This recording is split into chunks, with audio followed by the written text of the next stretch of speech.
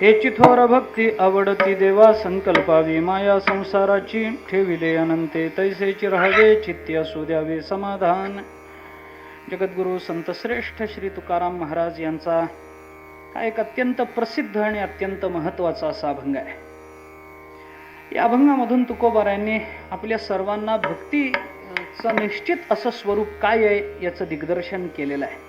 हेची थोर भक्ती आवडती देवा, संकल्पावी माया संसाराची.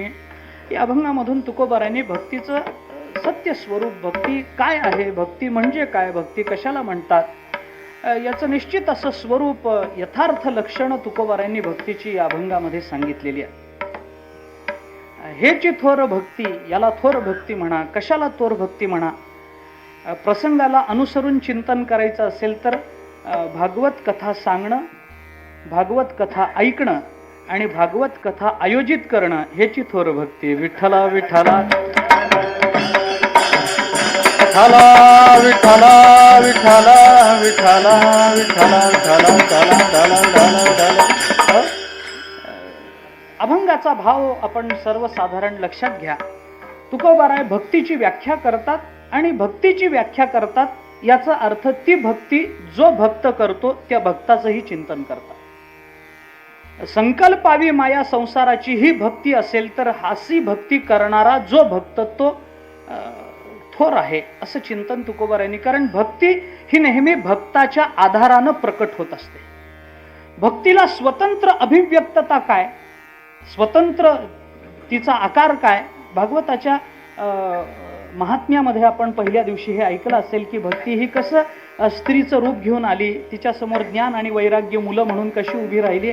भागवताच्या नमनामध्ये, महात्म्यामध्ये आपण पहिल्या दिवशी हे ऐकलं असेल सगळं. भक्तीचं चिंतन करणं, भक्ताचं चिंतन करणं. देवाला भक्ती आवडते असं तुकोबाराय बोलतात. याचा अर्थ ती भक्ती आवडते असं नाही, तशी भक्ती करणारा जो भक्त आहे तो आवडतो.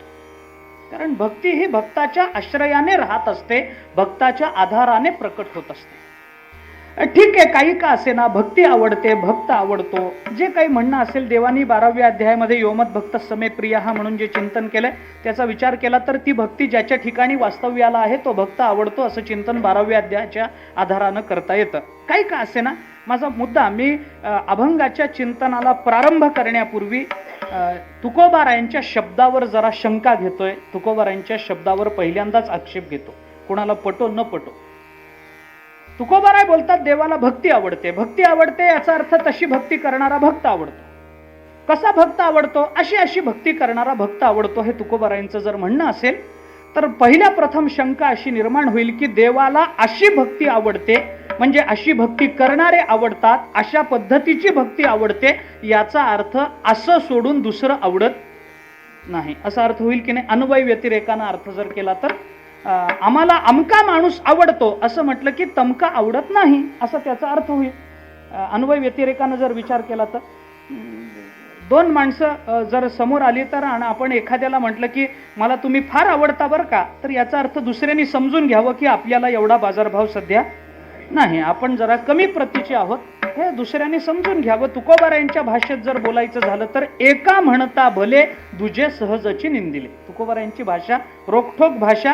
जगतामध्ये आता हे सगळं वैज्ञानिक परिभाषा ही, पण तरी सांगतो जाता जाता, सापेक्षतावादाचा सिद्धांत जो नव्या काळामध्ये सिद्ध झाला असं म्हटलं जातं, तुकोबारायांनी त्याच्या फार पूर्वी सांगून ठेवलं. सापेक्षतावाद म्हणजे काय, तुकोबारायांनी फार पूर्वी हे सांगून ठेवलंय. एका म्हणता भले दुजे सहजची निंदिले हा सापेक्षतावाद आहे. आणि या सापेक्षतावादाचा शोध आईन्स्टाईननी लावला वगैरे हे सगळं नंतरच आहे. हे आपल्या संस्कृतीमध्ये फार पूर्वीपासून. सापेक्षता म्हणजे एकाला चांगलं म्हणल्यानंतर तत्सापेक्ष दुसऱ्या वस्तूला वाईट म्हणणं. वाईट न म्हणता वाईट ठरवायचं असेल तर दुसऱ्याला चांगलं म्हणणं. ऐका, भाषा पटेल न पटेल, कळेल न कळेल, लक्षात घ्या. वाईट न म्हणता वाईट ठरवायचं असेल तर दुसऱ्याला चांगलं म्हणावं म्हणजे ते आपोआप वाईट होतं.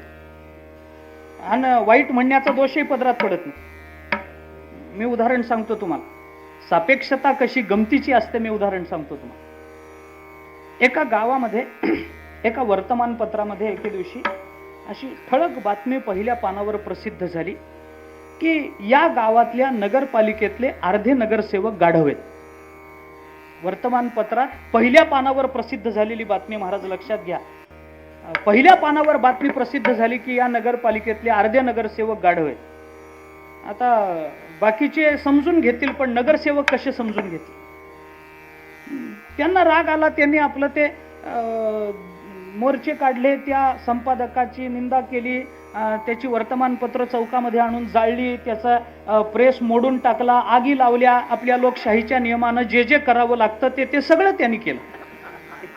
हे केल्याशिवाय गत्यंतर नाही लोकशाहीमध्ये. त्याच्यामुळे ते जे जे आवश्यक आहे ते सगळं त्यांनी केलं. आणि त्या संपादकाला चौरस्त्यावर आणून विचारलं, आम्हाला गाढव म्हणतो, तू कोण शहाणा लागून गेला? उचित झालं. त्यांनी माफी मागितली. तो म्हणाला, नाही मला असं म्हणायचं नव्हतं, पण ते चुकून छापल्या गेलं. मी उद्याच्या वर्तमानपत्रामध्ये त्याबद्दल जाहीर दिलगिरी व्यक्त करतो, माफी मागतो. ते म्हणाले, असं नाही, उद्याच्या पहिल्या पानावर ही बातमी प्रसिद्ध झाली पाहिजे. ज्या पानावर आम्ही गाढव आहोत अशी बातमी तू प्रसिद्ध केलीस ना, त्याच पहिल्या पानावर त्याच जागी माफी मागितली पाहिजे. त्यांनी सांगितलं ठीक आहे. दुसऱ्या दिवशी त्याच वर्तमानपत्रामध्ये सकाळी बातमी प्रसिद्ध झाली की काल आम्ही असं लिहिलं होतं की या नगरपालिकेतले अर्धे नगरसेवक गाढव आहेत, आमच्याकडून तशी चूक झाली, आम्ही सर्व नगरसेवकांनी त्याबद्दल आम्हाला क्षमा करावी, चुकून असं झालेलं आहे, त्याबद्दल माफी आहे, आम्ही त्या बातमीमध्ये सुधारणा करतो की या नगरपालिकेतले अर्धे नगरसेवक शहाणे आहेत. काय झालं? अर्धे गाढव म्हणणं काय किंवा अर्धे शहाणे म्हणणं काय, अर्थ एकच आहे की नाही बोला? याला म्हणतात सापेक्षतावाद. विठ्ठला विठ्ठला विठ्ठला विठ्ठला विठ्ठला विठ्ठला विठ्ठला विठ्ठला विठ्ठला विठ्ठला. तसं भगवंतानी मला अमकी भक्तीच आवडते असं जर म्हटलेलं असेल आणि देवाला अशी भक्ती आवडते, देवाला काय आवडतं हे तुकोबारायांनी सांगावं. बाकीच्यांनी सांगायची, बाकीच्यांना ताकद नाही महाराज. देवाला काय आवडतं तू, कारण प्रपंचामध्ये आपल्या मनाला काय आवडतं कदाचित चालत असेल. खरं तर घरात हल्ली तेही चालत नाही, तुम्हाला पटो न पटो, पण परमार्थात आपल्या मनाला काय आवडतं याचा विचार करायचं कारण नाही. कारण परमार्थ आपल्यासाठी करायचा नाही, परमात्म्यासाठी करायचा. आपल्यासाठी करायचा नाही, ज्ञानोबाराय तुकोबारायांसाठी करायचा. आपल्याला काय आवडतं याचा विचार करायचा नाही, त्यांना काय आवडतं याचा विचार करायचा. आम्ही कीर्तनामध्ये मी असं उदाहरण देतो नेहमी की सोपा युक्तिवाद, सोपं चिंतन. सिगारेट ओढणाऱ्यांनी सिगारेट तोंडात धरल्यानंतर त्याला काडी लावण्यापूर्वी एकदा मनामध्ये हा प्रश्न स्वतःला विचारावा की मी ही सिगारेट ओढतो, तुकोबारायांना आवडणार आहे का? एकदा स्वतःला विचारा. एकदा काडी लावण्यापूर्वी, पेटवण्यापूर्वी एकदा स्वतःला विचारून पहा की मी ही जी सिगारेट ओढतो ती तुकोबारायांना आवडणार आहे का? जर प्रामाणिकपणानं तुमचं उत्तर हो आलं तर तुमच्या बरोबर मी ओढायला मदत करतो. पण मला खात्री आहे की तुमचं मन तुम्हाला सांगणार नाही तुकोबारायांना हे आवडतं. मग तुकोबारायांना जे आवडत नाही ते करायचं असेल तर जगायचं कारण काय? विठ्ठला विठ्ठला विठ्ठला विठ्ठला विठ्ठला विठ्ठला विठ्ठला विठ्ठला विठ्ठला विठ्ठला विठ्ठला विठ्ठला. म्हणून आपल्या मनाचं नाही, भगवंताला काय आवडतं. तुकोबाराय म्हणतात अशी भक्ती भगवंताला आवडते, याचा अर्थ उलट भक्ती भगवंताला आवडत नाही.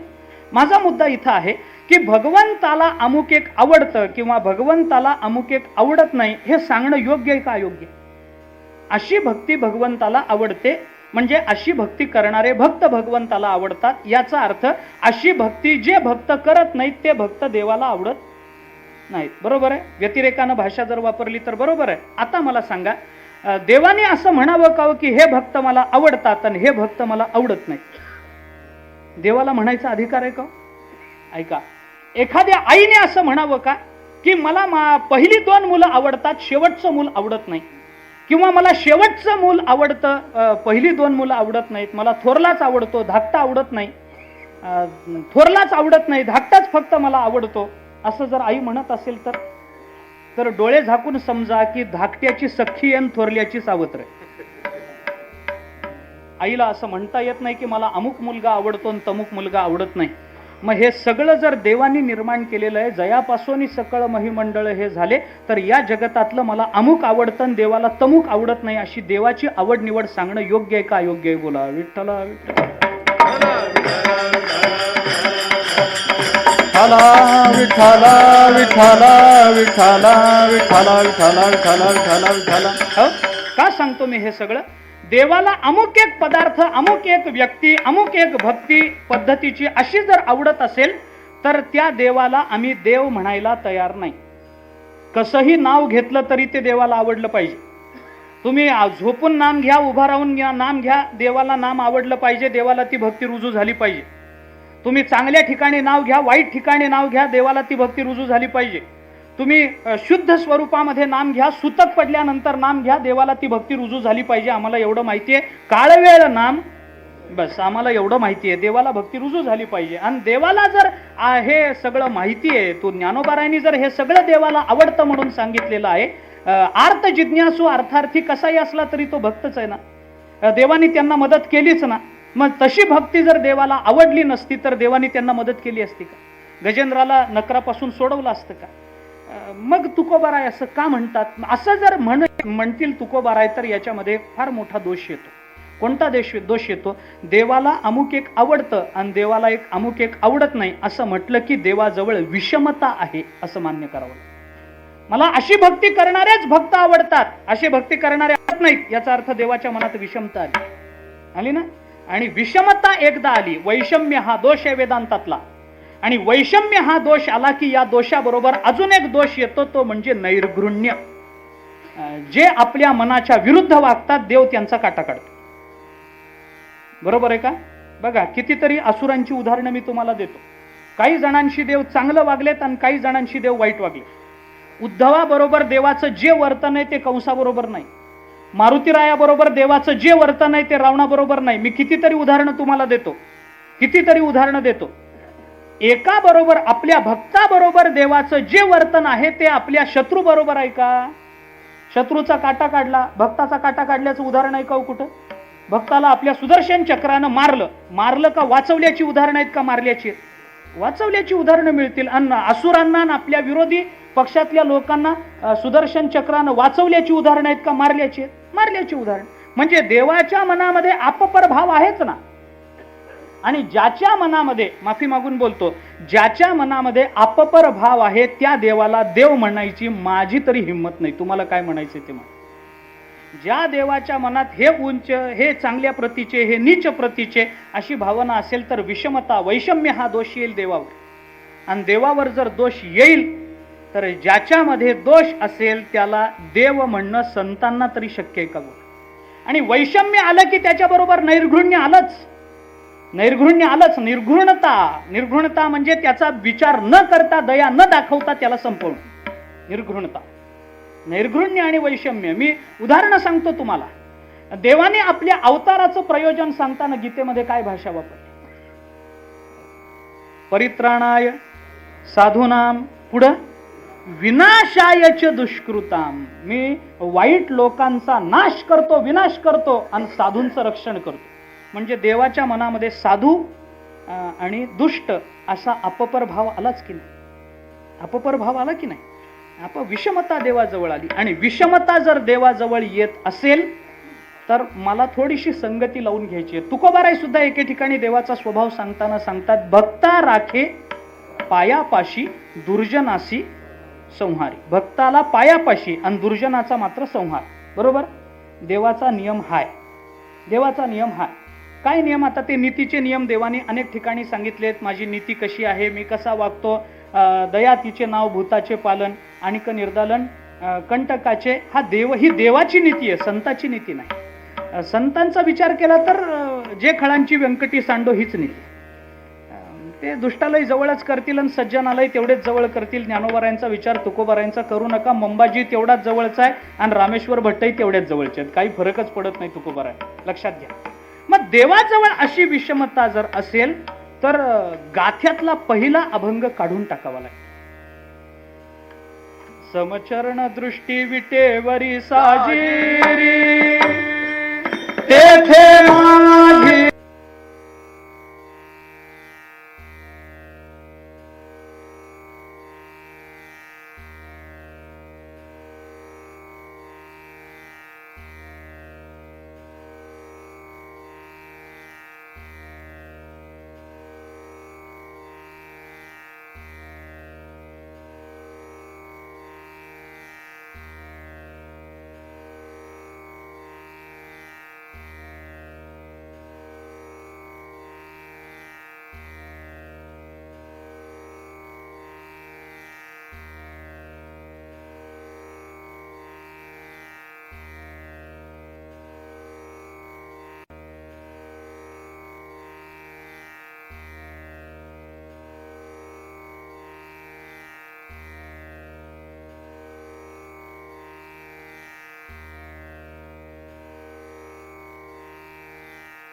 च्या मनामध्ये जर अशी विषमता असेल तर हा अभंग वगळावा लागेल. समचरण दृष्टी, समचरण आणि समदृष्टी परमात्मा आहे. परमात्म्याची दृष्टी सर्वांवर समान आहे. परमात्म्याला ही मुंगी आणि हा हत्ती हे ओळखायचं कारण नाही, कारण परमात्मा सर्वांच्या अंतर्यामी समान. सर्वांच्या हृदयदेशी मी अमुका आहे ऐसी, बुद्धिस्फुरे अहर्निशी ते वस्तुगामी ईश्वर सर्वभूतानां हृद्देशे अर्जुन तिष्ठती भ्रामयन सर्वभूतानि यंत्रारूढानि मायया. भगवंताची भाषा तुम्ही पहा. सर्वांच्या हृदय देशामध्ये समानतेनं व्यापून असणारा परमात्मा सर्वांच्या ठिकाणी जर समान रीतीनं व्यापून आहे तर हा आपला हा परका हे भगवंताला करता येत नाही. आणि जर करता येईल तर वैषम्य दोष येईल आणि विषमता दोष आला तर तो देव देव राहत नाही. मग तुकोबारायांनी असं का म्हणावं, हेची थोर भक्ती, हेची थोर भक्ती, हीच भक्ती देवाला आवडते असं तुकोबारायांनी का म्हणावं, विषमता मान्य करायची. याचं उत्तर सांगून जातो. उत्तर मला प्रस्तावनेत जास्त अडकायचं नाही. कल्पना आहे मला आपण बराच वेळ बसलेले आहात याची मला जाणीव आहे. थोडक्या शब्दामध्ये मी सांगतो, मुद्दा पुढे म्हणून बोलतो. भगवान समच आहेत. भगवंताच्या मनामध्ये वैषम्यही नाही आणि भगवंताच्या मनामध्ये नैर्घृण्यही नाही. विषमता भगवंताच्या ठिकाणी नाही. नाही तर मग भगवान दुष्टाबरोबर असं वर्तन आणि सज्जनाबरोबर विरुद्ध वर्तन का करतात, नाही तर का करतात, त्याचं उत्तर असं आहे. ज्ञानोबारांनी सुद्धा देवाचं वर्णन करताना भाषा वापरली. तुकोबारांनी देवाचं वर्णन करताना भाषा वापरली. अर्जुनाने देवाचं वर्णन करताना भाषा वापरली. दृष्टांतानं संत महात्मे बोलतात. ज्ञानोबाराय बोलतात, देवा तुम्हाला असं विषमता बाळगता येत नाही, तुम्ही सगळ्या ठिकाणी सम आहात. ज्ञानोबारायांची भाषा तुम्ही पहा. तुझे औदार्य जाणो स्वतंत्र, देता न म्हणसी पात्रापात्र, कैवल्यायसे पवित्र ते वैर्याही दिधले. ज्ञानोबाराय बोलतात, कैवल्य म्हणजे मोक्षासारखी पवित्र गोष्ट तुम्ही तुमच्या वैर्यांना दिली, तुमच्या वैर्यांना दिली. वैर्याला तुमच्या हाताने तुम्ही मारलं, याचा अर्थ त्याला मोक्ष मिळाला असेल का नरक मिळाला असेल? मोक्ष मिळाला असेल. सनकादिकांना देवाने स्वतःच्या हाताने मोक्ष दिला, त्यांनाही मिळाला तो मोक्षच आहे. आणि दुष्टांना भगवंतानी स्वतःच्या हाताने मारलं, त्यांना मिळाला तोही मोक्षच आहे. आता तुझं कळेल ते करी, तारीसी तरी तारी मारी, जवळी अथवा दुरी धरी, घाली संसारी अथवा नको. तुकोबाराय बोलतात, तुला मारायचं असलं तर मार, कारण तू मारलंस तर आम्हाला मोक्ष आहे, आम्ही पुन्हा जन्माला येतो. तू काही कर देवा, आम्हाला ते अनुकूलच आहे. भगवंताला पात्रापात्रतेचा विचार नाही, याला कमी द्यावं याला जास्त द्यावं देवाला कळत नाही. ज्ञानोबाराय चिंतन करताना उदाहरणानं चिंतन करतात की देवा काय तुमचं औदार्य आम्ही सांगावं. तुवा सनकादिकाचे निमाने सायुज्य सौरसू केला पुतने, जे विषाचे निस्तनपाने मारू आली. देवा तुम्हाला स्तनामध्ये विष घालून तुम्हाला मारायला आलेली पुतना, आज सकाळी झालाय कथाभाग, जी पुतना तुम्हाला मारायला आली त्या पुतनेला तुम्ही कोणती गती द्यावी? सनकादिक ऋषी मुनींना जी गती दिली ती पुतनेला आहे. काय भेद आहे तुमच्या मनामध्ये? हे सनकादिक ही पुतना, मग पुतना दुष्ट कशी आणि सनकादिक सज्जन कशी? दुष्टालाही तीच गती असेल तर प्रश्न असा आहे की आम्ही तरी सज्जनतेनं का वागावं? नाहीतरी गती तीच मिळणार. चांगलं वागा नाही वाईट वागा, मिळायची एकच गती. देव वाईटालाही तीच गती देतो आणि चांगल्यालाही तीच गती देतो. मग चांगलं का वागा? कशाला वारी करा, कशाला एकादशी करा? उद्यापासून सगळ्यांनी नखामध्ये ब्लेड लपवायला सुरुवात करा. गती जर एकच आहे तर मग वाईट का वागू नये याचं उत्तर मी आपल्याला सांगतो. भगवान जरी गती दुष्टाला एकच देत असले तरी भगवान त्याची पूर्वपीठिका पाहतात. सगळ्यांना एकच गती, भगवंताच्या हातून मरण आहे मान्य आहे, पण जगातल्या सगळ्यांना भगवंताच्या हातून मरण येत नाही. निवडक लोकांना येतं. कुणाला येतं? ज्यांचं पूर्व कर्म चांगलं आहे, ज्यांच्या अंतःकरणामध्ये पूर्वाश्रमिका होईना भगवंताच्या चरणाविषयी नितांत श्रद्धा होती, त्यांनाच देवाच्या हातून मरण. कालयवनाला देवाच्या हातून नाही, पण कंसाला मात्र देवाच्या हातून आहे, रावणाला मात्र देवाच्या हातून आहे. मी तुम्हाला उदाहरण सांगतो. पुतनेला भगवंतानी मोक्ष दिला, सनकादिकांना दिलेला मोक्ष दिला. पुतनेचं पूर्वचरित्र पहा, पुतना कोण आहे हे पहा, तिच्या अंतःकरणातली भावना जाणून घ्या. मग देवाने केलं ते बरोबर आहे का चूक आहे बोला. पुतना कोण आहे? पूर्वजन्मी पुतना ही बळीराजाची मुलगी आहे, तिचं नाव रत्नमाला होतं. तिचं चरित्र पहा पुतनेचं तुम्ही. पुतना ही बळीराजाची मुलगी आहे, रत्नमाला तिचं नाव. ज्या वेळेला भगवान बळीच्या दरवाजामध्ये भिक्षा मागायला गेले, त्रिपाद भूमीचं दान मागितलं, त्यावेळेला असा कोण अलौकिक याचक आला हे बघायला बळीचं सगळं घरदार लोटलं की कोण याचक आहे. बळी उभा, बाकी त्याचं घरदार सगळं पाहतं. काय पाहिजे? सोनं देतो नाही, अन्न देतो नाही, त्रिपाद भूमीचं दान पाहिजे. कोण आहे म्हणून बघायला रत्नमाला आली. रत्नमाला त्यावेळेला उपवर झाली होती, पण अजून तिचं लग्न झालं नव्हतं. लग्न व्हायचं होतं बळीच्या मुलीचं. ती रत्नमाला लग्नासाठी तिला बघत होते. उपवर झालेली रत्नमाला हा कोण याचक आहे म्हणून बघायला दरवाजामध्ये आली. भगवंताचं अष्टवर्षीय रूप तिने पाहिलं आणि तिला असं वाटलं रत्नमालेला की काय गोंडस रूप आहे, काय रूप आहे हे, सुंदर ते ध्यान, काय सुंदर आहे रूप, पाहता लोचनी सुख झाले ओ साजणी. वामन अवतारातलं ते रूप रत्नमालेनी पाहिलं आणि रत्नमालेच्या मनामध्ये असा विचार चमकून गेला की एवढ्या सुंदर मुलाला, एवढ्या चांगल्या मुलाला, एवढ्या तेजपुंज मुलाला जन्म देणारी ती आई किती भाग्यवान असेल. रत्नमालेच्या मनामध्ये विचार आहे त्याच्या आईचा, आणि आईचा विचार मनामध्ये आल्याबरोबर रत्नमालेला विवाहाच्या पूर्वी पाना फुटला. ऐका, विवाहाच्या पूर्वी पाना फुटला रत्नमालेला. भगवंताचं ते रूप पाहिलं, भगवंताच्या मातेचं स्मरण झालं आणि रत्नमालेला पाना फुटला. लग्नाच्या आधी पाना फुटला महाराज. रत्नमाला घाबरली. तिला वाटलं आपल्याला विवाहाच्या पूर्वी पाना फुटला, आता आपल्याला जग चांगलं म्हणायचं नाही, आपल्या चारित्र्याबद्दल शंका घेतील. मुलगा झाल्यानंतर पाना फुटतो, आपल्याला लग्नाच्या आधीच पाना फुटला, लोक आपल्या चारित्र्यावर शंका घेतील, आपल्या कुळाला डाग लावतील, आपल्या वडिलांची कीर्ती धुळीला मिळवली जाईल. आणि रत्नमाला घाबरली.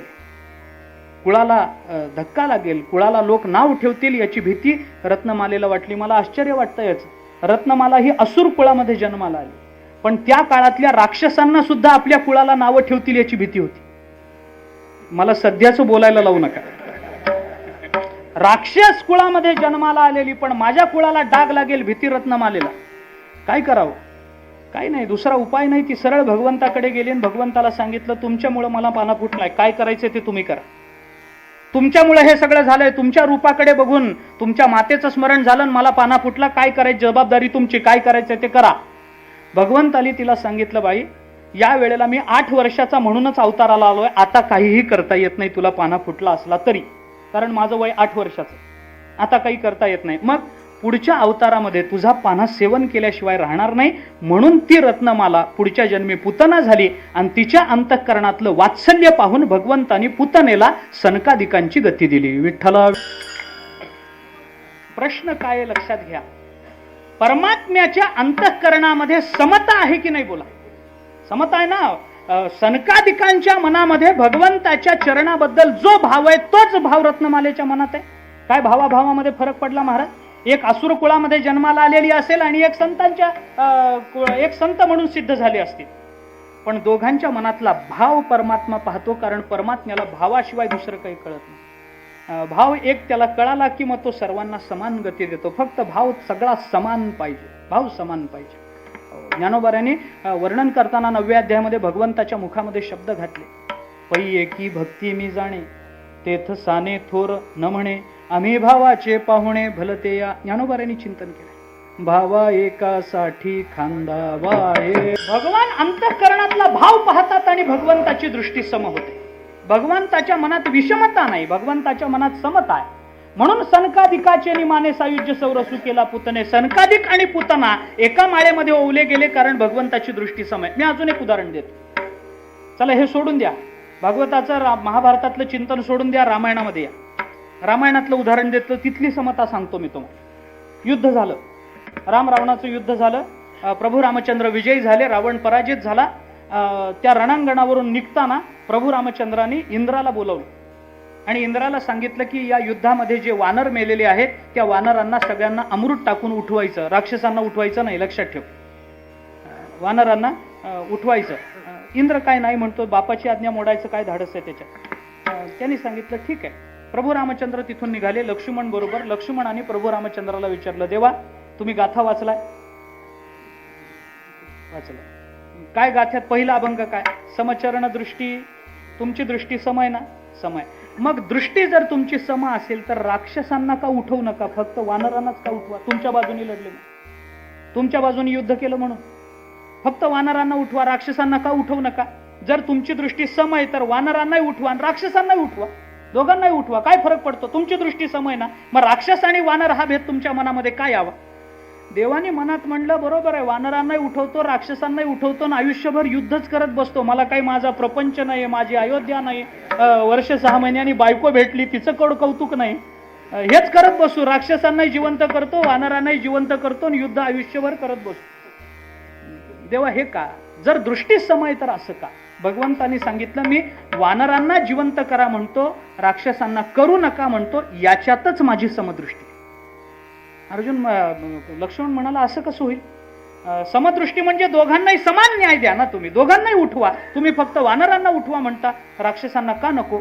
भगवंतांनी जो खुलासा केलाय त्याच्यात भगवंताची समता मला दाखवायची आहे, समदृष्टी दाखवायची आहे, म्हणून मी बोलतो.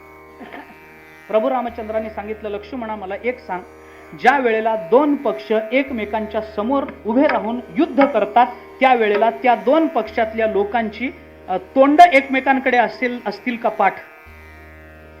दोन माणसं जर एकमेकांबरोबर भांडत असतील तर पाठ करून भांडतील का तोंड करून भांडतील? तोंड करून. आपण रावणाबरोबर लढलो, त्यांची तोंड आपल्याकडे होती, आपली तोंड त्यांच्याकडे होती, युद्ध झालं. गंमत काय झाली? गंमत काय झाली?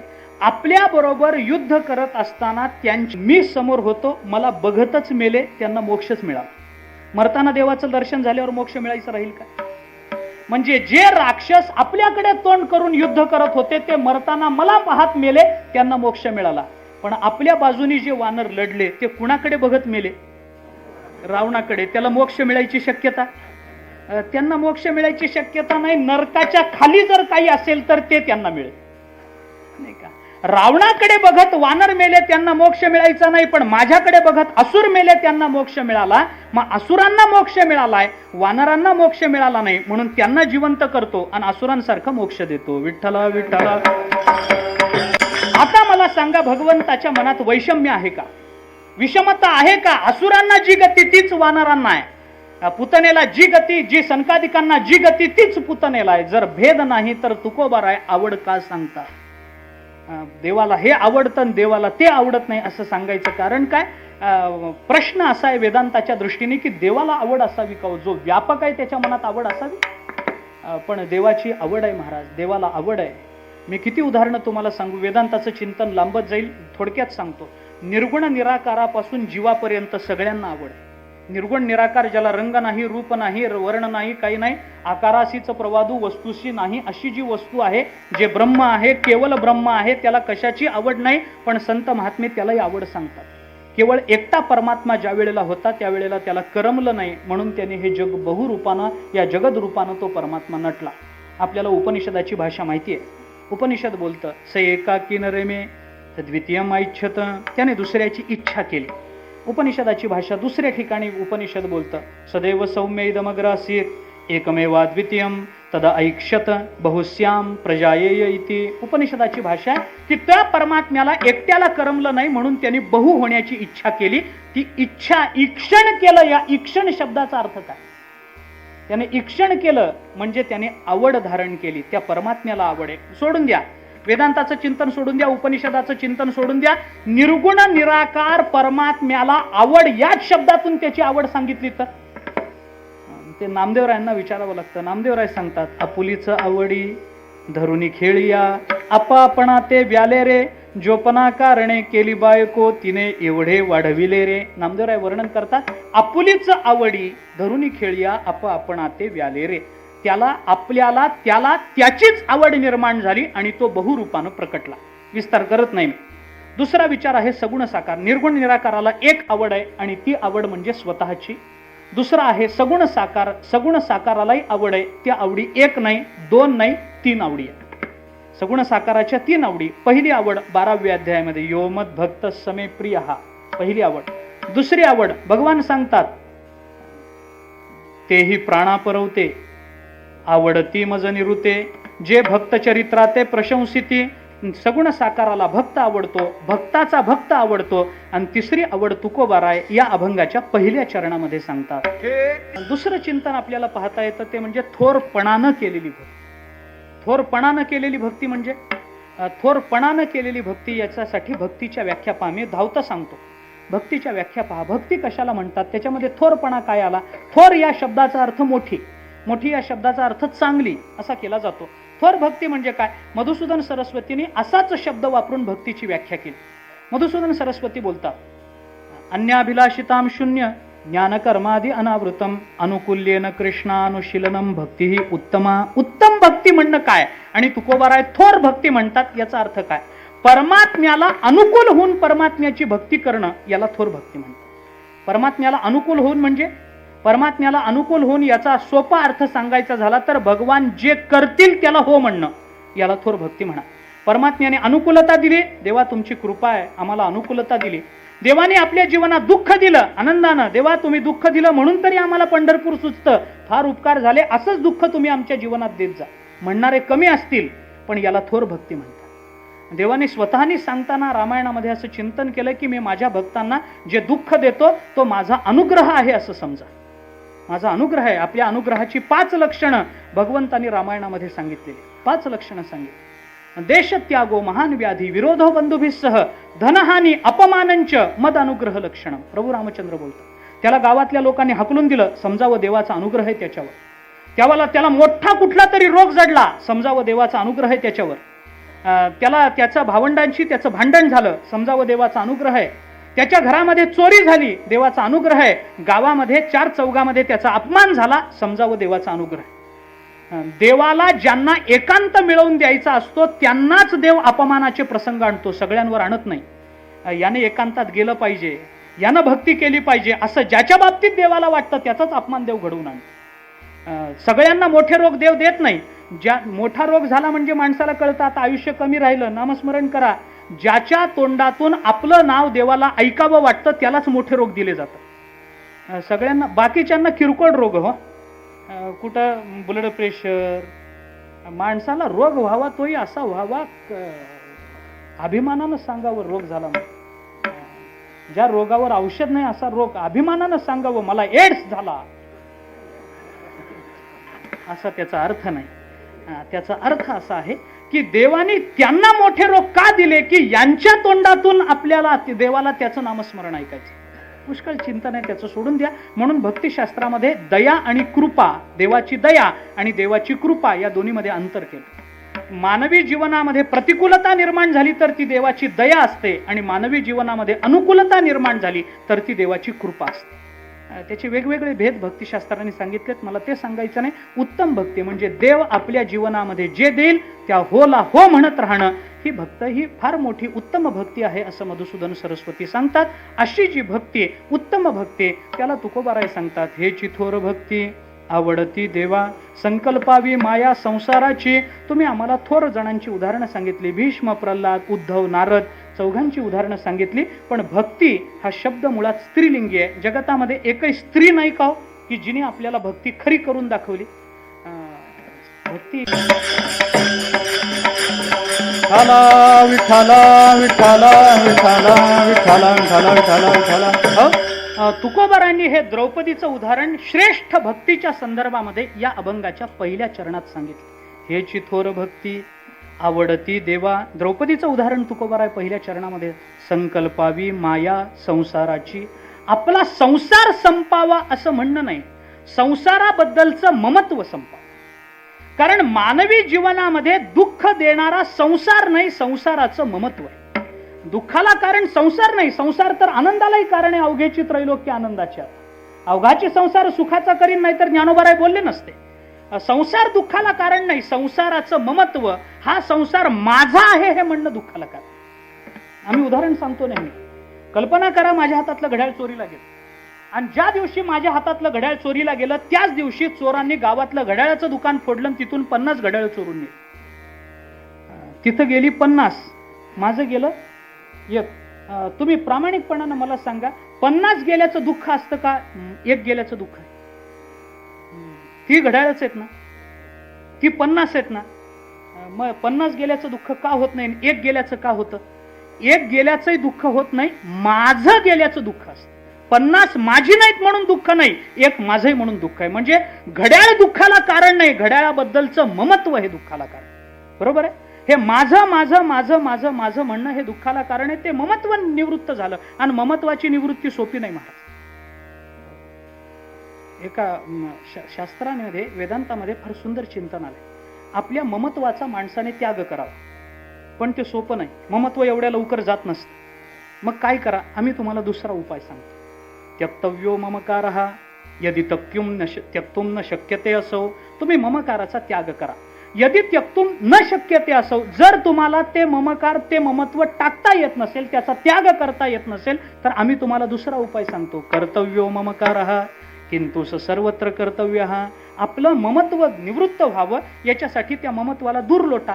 ते जर शक्य नसेल तर दुसरा उपाय शास्त्र सांगतं, संत सांगतात, ममत्वाचा त्याग करायचा आहे ना, जात नाही ना, मग एक करा, ते ममत्व वाढवा. वाढवा, किती वाढवता येईल तेवढं वाढवा. किती वाढवता येईल, जेवढं ममत्व वाढवता येईल तेवढं वाढवा. हा मुलगा माझा आहे, त्या मुलाबद्दलचं ममत्व टाकता येत नाही ना, मग वाढवा. इतकं वाढवा, इतकं वाढवा की जगातली सगळी मुलं मला माझीच वाटली पाहिजे. हे घर माझं आहे, ममत्व टाकता येत नाही ना घराबद्दलचं, वाढवा. किती वाढवाल, इतकं ममत्व वाढवा की जगातली सगळी घरं मला माझीच वाटली पाहिजे. हे विश्वची माझे घर, ऐसी मती जयाची स्थिर, किंबहुना चराचर आपण झाला. ममत्वाचा त्याग होत नसेल तर त्याची वृद्धी केल्याने ममत्व संपतं, शास्त्रकारांचं चिंतन आहे. म्हणून माझं माझं माझं म्हणत बसण्यामध्ये अर्थ नसतो. हे माझं म्हणून दुःख होत नसतं. जसं माझ्या मानलेल्या वस्तूपासून मला दुःख होतं, तसं कुणाला तरी त्या वस्तूपासून माझं म्हणल्याने दुःख होतच असेल की. मग माझं माझं म्हणून आपलंच दुःख कुरवाळत बसण्यापेक्षा दुसऱ्याच्या दुःखाची जाणीव करून घेणं ही आपल्या जीवनातली थोर भक्ती आहे. हे द्रौपदीच्या उदाहरणानं तुकोबाराय दाखवतात. विठ्ठला विठ्ठला. दुसरं चिंतन आहे ते सुभद्रेचं आहे. सुभद्रेच्या बाबतीत काय झालं, सुभद्रेचाही मुलगा गेला, एकुलता एक अभिमन्यू. त्या ह्याच्यामध्ये चक्रव्यूहामध्ये गेला, बाहेर पडायचा मार्ग कळला नाही. तिथं चांडाळ चौकडीनं त्याच्या शरीराच्या चिंधड्या उडवल्या. तो मेला, अभिमन्यू मेला. अभिमन्यू मेला. महाभारतामध्ये असं चिंतन आहे की अभिमन्यू इतका लोकप्रिय होता, तो इतका शूर योद्धा होता की त्याला दुसरा अर्जुन समजलं जात असे. दुसरा अर्जुन समजलं जात असे. तो मेला. महाभारतात वर्णन असं आहे की अभिमन्यूच्या मरणाचं दुःख पांडवांनाच झालं असं नाही, कौरवही रडले. काय त्याची लोकप्रियता असेल तुम्ही लक्षात घ्या. कौरव रडले अभिमन्यू मेला. तर अभिमन्यू मेला, अभिमन्यू मेला. सगळीकडे हाहाकार उठला. कुणाला त्या लढाईमध्ये युद्धामध्ये रस वाटेना. सगळे गलित गात्र झाले, आपापल्या शिबिरामध्ये येऊन बसले. कुणाला कुणाशी बोलावं वाटेना. अरे चालता बोलता तरणा बाण जवान गडी आणि अचानक रणांगणावर जातो न मरतो म्हणजे काय. पांडवांनी तर हाय खाल्ली. कुणाला कुणाला बोलायचं सुचेना. सगळे रडायला लागले. प्रश्न होता सुभद्रेला कसं समजवायचं, कारण तिचा एकुलता एक मुलगा होता. 4 मुलं अजून असती तर वाईट वाटणं तीव्रता कमी होते, असते दुःख पण तीव्रता कमी असते. पण एकुलता एक मुलगा गेला. माये पुढवणी बाळक काळे नेता एकुलते एक. ज्ञानोबाराय बोलतात, काळाने माते समोरून एकुलता एक लेकरू उचलून घेऊन जावं, त्या मातेला कोण समजावणार. सुभद्रेला समजवायचं कोणी, कुणाचं धाडस होईना. शेवटी सगळे भगवंताकडे गेले आणि भगवंताला प्रार्थना केली, देवा आमच्या हाताच्या बाहेर आहे. सुभद्रेला काय वाटेल, एकुलता एक मुलगा हाताशी आलेला, लग्न झालेलं, आणि त्याला तो गेला म्हणून सांगायचं, कसं सांगायचं. काही करा पण सुभद्रेला समजवा, तुमचीच बहीण आहे, काही करा सुभद्रेला समजवा. भगवान म्हणाले प्रयत्न करतो, खात्री देत नाही. कारण मी तरी काय सांगतो, माझी बहीण असले म्हणजे मी सांगेल ते मानेल असं थोडंच आहे. तिचं दुःख तिच्या जवळ. भगवान गेले, सुभद्रेच्या महालामध्ये बसले. भगवान आले, सुभद्रेला भाऊ आल्याचा एवढा आनंद, परमात्मा आल्याचा एवढा आनंद. तिने भगवंताला आसन वगैरे दिलं, बसवलं.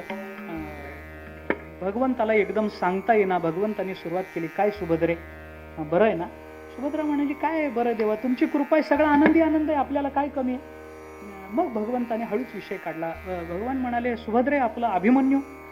सुभद्रा म्हणाली, हो ना, रणांगणावर गेलाय, फार मोठा योद्धा आहे देवा, तुम्हाला माहितीच आहे त्याचा पराक्रम काय येतो. भगवान म्हणाले, तसं नाही सुभद्रे, आपला अभिमन्यू ना. सुभद्रा म्हणाली, हा त्याचं काय, तो येतोय का, तर युद्ध आटोपून येतोय, त्याला ओवाळायला पंचारती तयार करायची, काय तुम्हाला निरोप काय द्यायचा. शेवटी भगवंतानी धाडसानं सांगून टाकलं.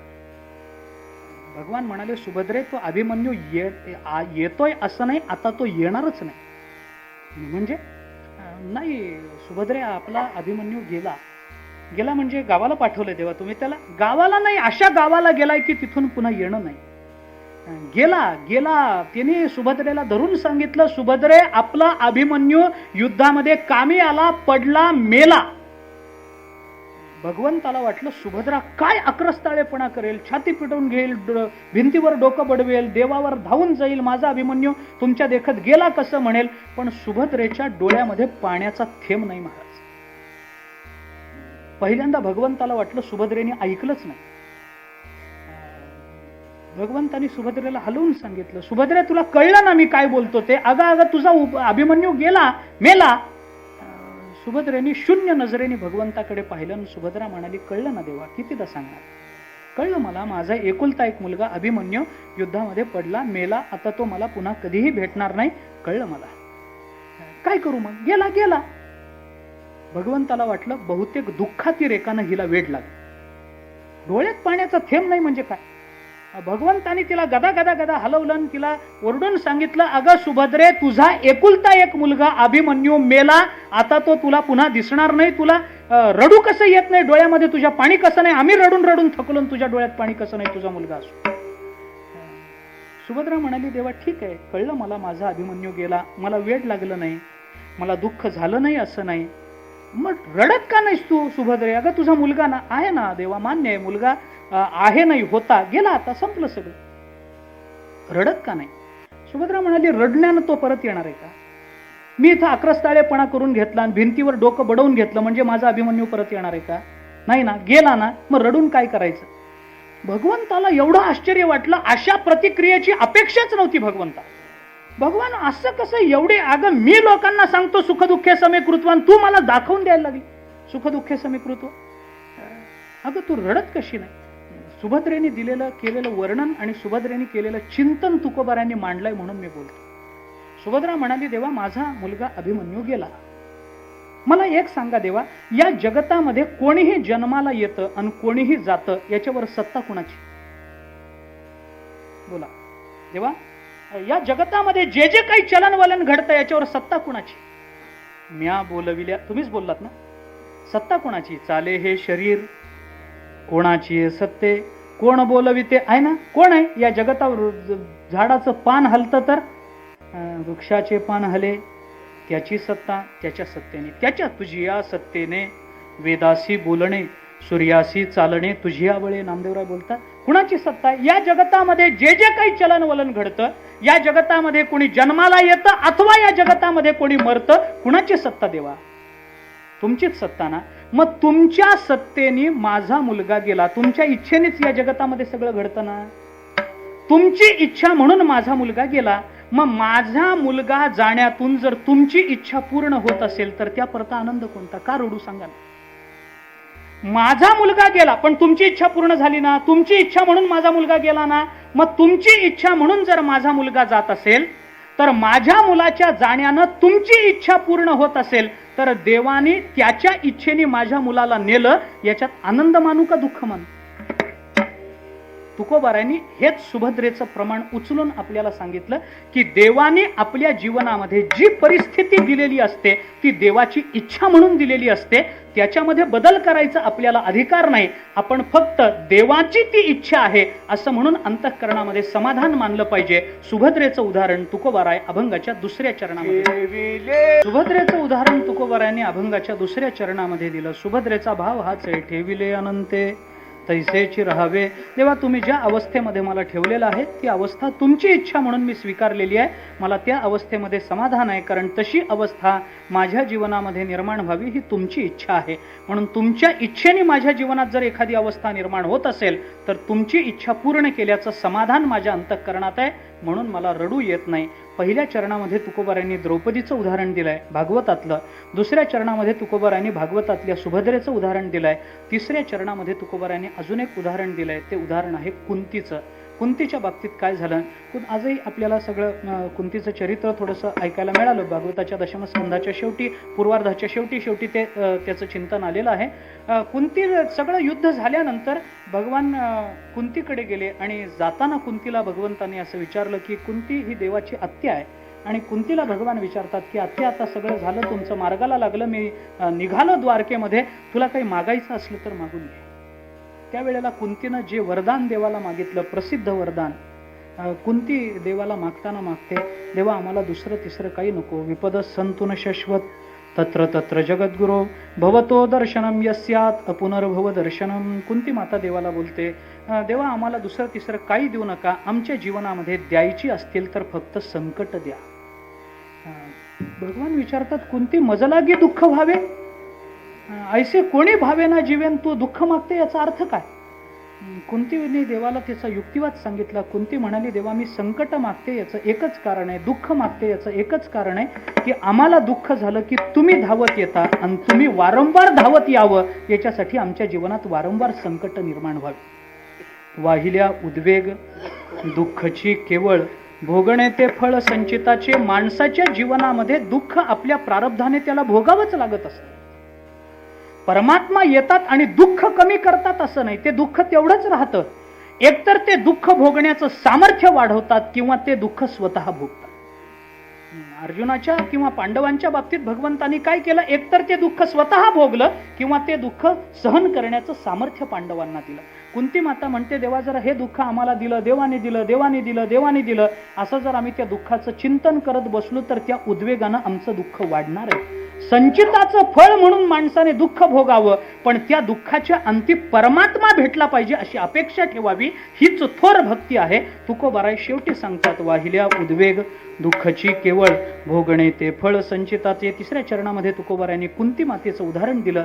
आणि शेवटची एक स्त्री भागवतामध्ये आहे, ती आहे उत्तरा. उत्तरेच्या बाबतीत काय झालं, सगळं संपलं युद्ध आणि युद्धाच्या शेवटी त्या अश्वत्थाम्याने ब्रह्मास्त्र सोडलं. आपल्याला सगळ्यांना माहिती आहे, थोडक्यामध्ये सांगतो. अश्वत्थाम्याने ब्रह्मास्त्र सोडलं आणि ते ब्रह्मास्त्र सुटल्यानंतर जेव्हा ते पांडवांकडे यायला लागलं, ब्रह्मास्त्राला प्रतिअस्त्र नाही, एकच उपाय आहे, हात जोडून नतमस्तक होणे, एवढा एकच उपाय आहे. जो जो नतमस्तक होईल तो त्या अस्त्रातून वाचतो, जो ताठ मानेने समोर उभा राहतो तो मात्र त्या अस्त्राने मरतो. सगळ्यांना भगवंतांनी सांगितलं, ब्रह्मास्त्रावर दुसरं अस्त्र नाही, हात जोडा, नमस्कार करा, वाकून नमस्कार करा ना, अस्त्राला नमस्कार केल्यानेच आपला बचाव होऊ शकतो. सगळ्यांनी हात जोडले, नमस्कार केला. त्यावेळेला उत्तरेच्या पोटामध्ये परीक्षित राजाचा गर्भ वाढत होता. अभिमन्यूकडून आलेला तो गर्भ, उत्तरेच्या गर्भामध्ये तो परीक्षित राजाचा गर्भ वाढतोय. आणि त्या उत्तरेने असा विचार केला की आपण हात जोडतो, आपण नतमस्तक होतो हे मान्य आहे, पण गर्भाला कसं कळेल की आपण हात जोडले पाहिजे, आपण नतमस्तक झालं पाहिजे. आणि ते अस्त्र ज्या वेळेला येईल त्या वेळेला ते स्त्री पुरुष लहान मोठं बघणार नाही, ज्याचे हात जोडलेले नाहीत त्याला संपवून टाकेल. मग आपल्या गर्भाने जर हात जोडले नाही तर आपला गर्भ मरेल. उत्तरेला भीती याची होती की आपला गर्भ जाईल याची भीती उत्तरेला नव्हती. भगवान पांडवांचे पाठीराखे असताना पांडवांचा वंश भगवंताला चालवता आला नाही, हा डाग भगवंताला लागू नये ही उत्तरेच्या अंतःकरणातली तळमळ. उत्तरेने काय करावं, आपल्या पोटातल्या गर्भाला हात जोडता येणार नाहीत ही भीती वाटली. उत्तरेने सगळीकडे पाहिलं, कुणाच्याही ठिकाणी आशा दिसेना. उत्तरा निघाली ते थेट भगवंताच्या चरणाजवळ गेली. 5 सासरे जिवंत आहेत. 5 सासरे जिवंत असताना ती उत्तरा भगवंताच्या चरणाजवळ आली आणि भगवंताला सांगितलं, देवा वाटेल ते करा पण प्राण वाचवा. भगवान म्हणाले, आता मी काही करू शकत नाही. उत्तरा म्हणाली, तुम्ही काही करू शकत नसाल तर युद्धानंतर लोक बोलतील की भगवान जवळ असून पांडवांचा वंश भगवंताला चालवता आला नाही, तुमची लाज काढतील, काहीतरी करा, राखा याला. भगवंतांनी सांगितलं, उत्तरे मी तुझा गर्भ राखेल, पण माझा स्वभाव तुला माहिती आहे ना, घेसी तेव्हा देसी. मी काहीतरी घेतो आणि मग काम करतो. देवाचे हे अनुसरण मंत्र्याही करतात. आधी मला काहीतरी द्यावं लागतं आणि मग मी काहीतरी करतो, हा माझा नियम आहे. उत्तरे मला काय देतेस बोल. भगवंताला तशा परिस्थितीत उत्तरेची थट्टा करायची लहर आली. महाराज काय देते मला बोल. उत्तरा म्हणाली, देवा पाहिजे ते देते, नंतर देते. भगवान म्हणाले, उधारीचा व्यवहार चालत नाही आपल्याला, आत्ता पाहिजे, आत्ता पाहिजे तर आत्ता काम करतो. काय देते. उत्तरा म्हणाली, काय देऊ, सोनं नाणं. काय करायचे, माझी नगरी सोन्याची द्वारका. काय पाहिजे देवा तुम्हाला सांगा ना, तुम्ही जे म्हणाल ते द्यायला मी तयार आहे, पण ते अस्त्र जवळ येत आहे, माझ्या गर्भाला वाचवा.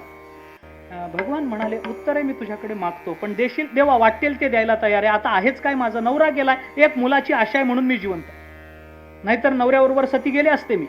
एक मुलगा पोटात आहे म्हणून मी जिवंत आहे. आहेच काय माझं, तुम्ही काय वाटेल ते मागा. भगवंतांनी द्रौपदी त्या उत्तरेकडे मागावं. काय मागितलं महाराज. भगवान म्हणाले, उत्तरे तू एक स्त्री आहेस आणि स्त्रीच्या जीवनामध्ये त्या स्त्रीच्या जीवनामध्ये सगळ्यात मूल्यवान गोष्ट जर कोणती असेल तर त्या स्त्रीचं मातृत्व असतं. त्या स्त्रीचं मातृत्व हे त्या स्त्रीच्या जीवनातली सर्वश्रेष्ठ अवस्था आहे, सर्वोत्तम अवस्था आहे मातृत्व. उत्तरे, जर स्त्रीच्या जीवनात मातृत्व हे सर्वश्रेष्ठ आहे तर ते मातृत्व मला देते? उत्तर म्हणाली, देवा दिलं. माझं सर्वस्व मी तुमच्या चरणी अर्पण केलंय. मातृत्व म्हणजे स्त्रीच्या जीवनाचं सर्वस्व आहे ना, देवा मी तुमच्या चरणावर समर्पण केलं, माझं सर्वस्व समर्पण केलं, काय पाहिजे बोला. भगवान म्हणाले, तसं चालत नाही ग, देऊन देतो म्हणून न देणारे बरेच आहेत. पाणी सोडतेस का? उत्तरेने लगेच पाणी सोडलं. देवा पाणी सोडलं, माझं सर्वस्व तुमच्या चरणी मी समर्पित केलंय. उत्तरेने पाणी सोडलं आणि उत्तरेचं मातृत्व भगवंतानी स्वीकारलेलं असल्यामुळे भगवंताला उत्तरेच्या गर्भाच्या बाहेर राहून उत्तरेच्या गर्भाचं रक्षण करता येणं शक्य असूनही भगवान उत्तरेच्या गर्भात गेले आणि गर्भात जाऊन भगवंतानी त्या बालकाचे अर्भकाचे हात जोडले आणि त्या गर्भातून भगवान प्रकट झाले. कारण का? गर्भातून, उत्तरेच्या गर्भातून आले, कारण उत्तरेला माता म्हणून स्वीकारलंय म्हणून. भगवंताला बाहेर राहून त्या गर्भाचं रक्षण करता येत नव्हतं असं नाही, करता येत होतं, पण मुद्दाम गर्भामध्ये प्रविष्ट झाले. उत्तरेचं हे उदाहरण तुकोबारांनी शेवटी दिलंय. तुका म्हणे घालू तयावरी भार, वाहू हा संसार. संसार याचा अर्थ उत्पत्ती, उत्पत्ती याचा अर्थ मातृत्व. हे सगळं मातृत्व, हा सगळा संसार त्या उत्तरेने भगवंताच्या चरणी समर्पित केला. तीच थोर भक्ती आहे. आपला संसार, आपलं सर्वस्व देवाच्या चरणी समर्पित करता येणं हीच थोर भक्ती आहे. हे उत्तरेचं उदाहरण तुकोबारांनी शेवटच्या चरणात दिलंय. आणि या चारही चरणामध्ये भागवतातली जी सर्वोत्तम भक्ती आहे ती भक्ती तुकोबारांनी आपल्या डोळ्यासमोर उभी केली. आणि या चार स्त्रियांनी, रामायणामध्ये सुद्धा, रामायणातही हीच संगती आपल्याला लावता येते, रामायणात हीच संगती लावता येते आपल्याला. शबरीची एक संगती लावता येते, मंदोदरीची एक संगती लावता येते, त्याच्यानंतर तारेची एक संगती लावता येते आणि सीतामातेची संगती लावता येते. अशा चार स्त्रियांची वर्णनं आपल्याला रामायणात पाहायला सापडतात.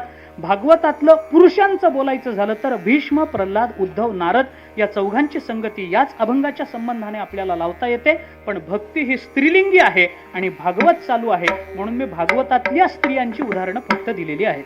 भागवतातल्या स्त्रिया तुकोबारांनी या अभंगामध्ये उभ्या केलेल्या आहेत. ही थोर भक्ती आपल्या अंतःकरणामध्ये या भागवताच्या श्रवणानं निर्माण व्हावी आणि आपलंही जीवन भगवंताच्या चरणी सर्वार्थानं समर्पित व्हावं. त्यासाठी आवश्यक असणारी साधना आपल्याकडून घडावी, आवश्यक असणारी उपाययोजना, आवश्यक असणारे उपाय आपल्याकडून घडावेत. भागवत म्हणजे मी नेहमी सांगतो, भागवत हे फार गमतीचा ग्रंथ आहे, त्याची खाण आहे. तुम्ही कोळशाच्या खाणीत कधी गेलाय का? गेला नसाल तर जाऊन या. त्या नागपूरच्या पलीकडे, चंद्रपूरच्या बाजूला तिकडे काही कोळशाच्या खाणी आहेत. तिकडे जाऊन या. जाताना शक्यतो पांढरे शुभ्र कपडे घालून जा. मला काय सांगायचं लक्षात घ्या. कोळशाच्या खाणीत पांढरे शुभ्र कपडे घालून गेलेला मनुष्य या दरवाजातून आत जातो, त्या दरवाजातून बाहेर पडतो. त्या खाणीतून जाताना जाता जाता कुठल्याही भिंतीला सहज घासून गेला पांढऱ्या कपड्यानं तरी काळा रंग लागतो. तसं भागवत म्हणजे कोळशाची खाण आहे महाराज. या खाणीत उतरावं, कुठल्याही स्कंधामध्ये उतरावं, कुठल्याही स्कंधातून बाहेर पडावं. जाता जाता कुठल्याही श्लोकाचा धक्का आपल्याला लागला तरी आपल्याला भगवंताचा काळा रंग लागल्याशिवाय राहत नाही. लक्षात घ्या, भागवताचं चिंतन हे याच्यासाठी महत्वाचं. भगवंताचा रंग आपल्याला लागतो, भगवान आपल्याला स्वरूपाला प्राप्त करून घेतात, उपासना करून घेतात, आपल्याकडून भक्ती करून घेतात. हे भागवताचं महत्त्व आपण लक्षात घेऊन त्या श्रवणानं तो अधिकार प्राप्त व्हावा याच्यासाठी जी साधना करायची ती साधना करण्याची सद्बुद्धी सामर्थ्य संतांनी द्यावं याच्यासाठी त्यांची प्रार्थना करू. सुरुवातीलाही मी बोललो, या प्रसंगाच्या संबंधानं जर चिंतन करायचं झालं तर हेची थोर भक्ती म्हणजे भागवत ऐकणं, भागवत सांगणं आणि भागवताच्या कथेचं संयोजन करणं. एका अर्थाने महाराज, दुसऱ्या आमचे आदरणीय हरिभक्तीपरायण दादा महाराज आणि आपण सर्वजण 7 दिवस इथं थोर भक्ती करतो आहोत. ही भक्ती आपल्या अंतःकरणामध्ये अशीच चालू राहावी ही ज्ञानोबाराय तुकोबारायांच्या चरणी प्रार्थना करू. झालेली सेवा संतांच्या, सद्गुरूच्या, परमात्म्याच्या आणि वैकुंठवासी गुरुवर्य गंगूकाकांच्या चरणी समर्पित करू आणि थांबू. ज्ञानेश्वर माऊली.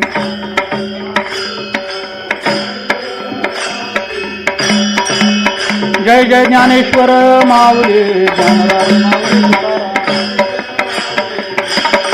जय जय ज्ञानेश्वर माऊली ज्ञानराज माऊली तुकाराम.